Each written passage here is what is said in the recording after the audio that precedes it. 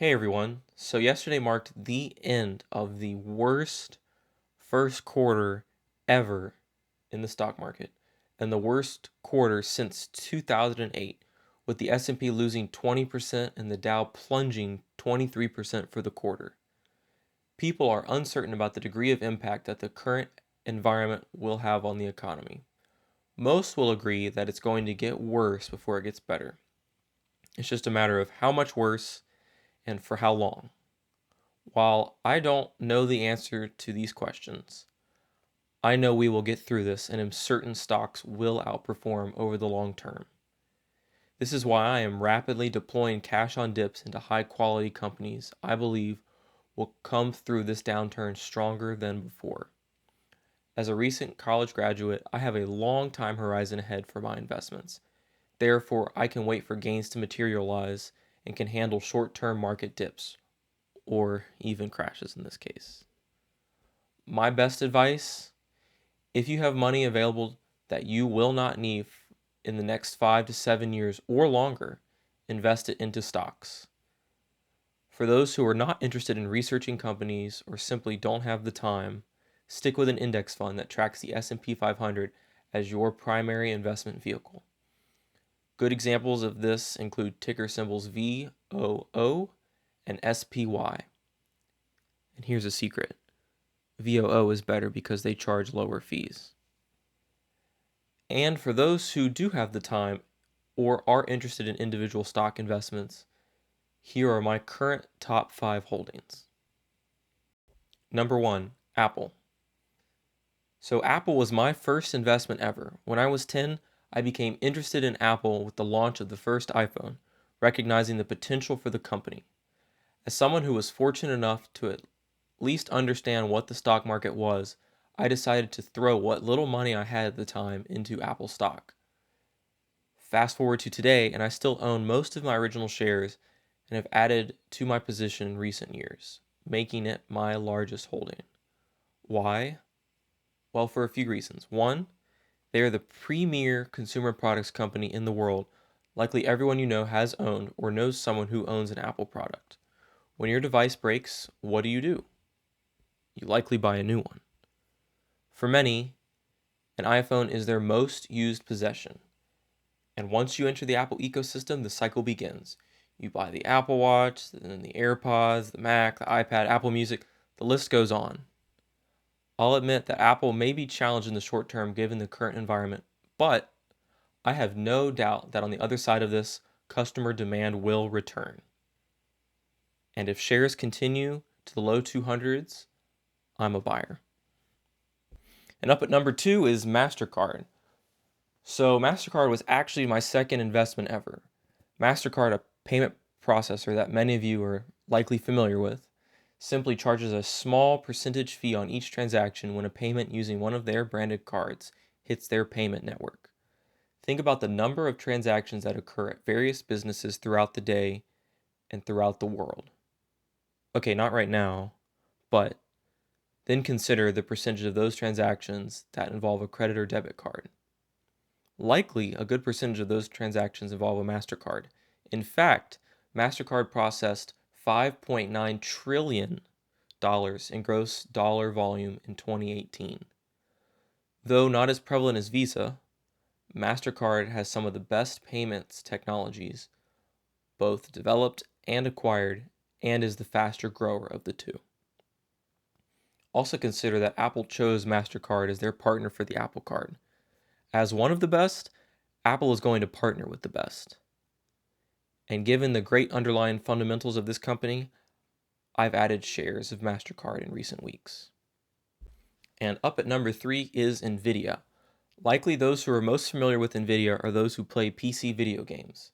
The computer video processing market is huge, with consumers looking for computers with added performance to support their daily tasks, and with growing video game demand. While much of their potential lies in the gaming market, even greater potential lies in the data center and artificial intelligence. Nvidia makes some of the fastest chips on the planet, making them ideal for heavy workloads, including those in data centers, which store tons of data, including many of the cloud services you use on a daily basis. As digital demand increases, which was already happening, but has been accelerated in the short term due to people working from home, demand for Nvidia's data center chips will increase. Simultaneously, we are beginning to see the advent and growth of artificial intelligence, with many services we use employing these algorithms to make our lives more efficient. This technology uses machine learning, which requires heavy computational power, making Nvidia's chips the ideal choice. Soon, we may even see cars driving themselves. And who will be one of the companies at the forefront of this trend? Nvidia. Currently, I am trying to acquire more shares under $200. At number 4 is Facebook. So Facebook is a new position for me. Like the previously mentioned companies, they have lots of cash and a great balance sheet. And this makes them a great candidate for investment, especially right now, as those characteristics make them better able to weather the current environment. For a long time, I had difficulty investing in Facebook because of their lack of transparency regarding their handling of people's data. However, I think commentary during recent quarterly conference calls has started to assure me that Facebook is evolving.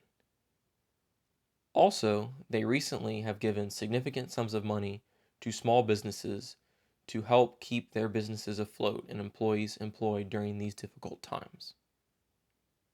Now, from a fundamental perspective, consider, how often do you use any or all of these services?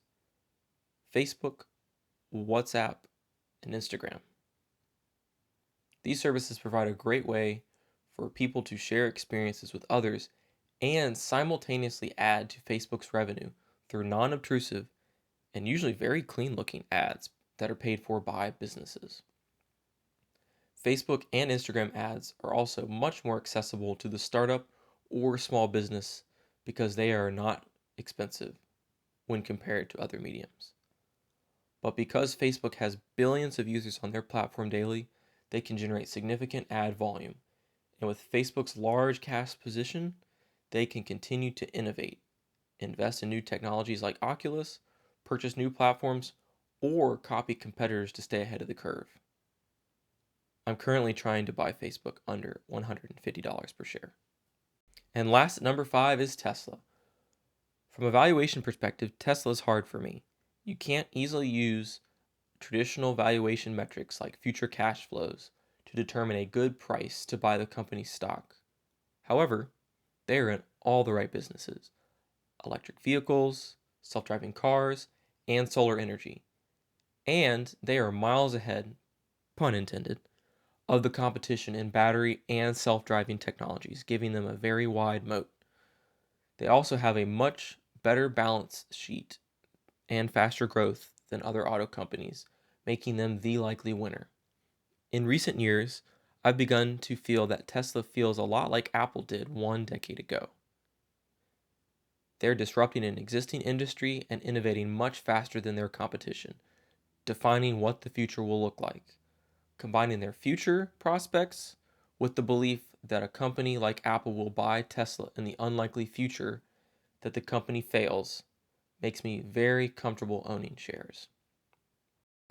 And that rounds out my top 5 holdings as of right now, starting April 2020. I'm hoping to grow this portfolio to $100,000 by the end of next year. We've got a long way to go, but I think the recent bear market has presented opportunities that will help push me to that goal.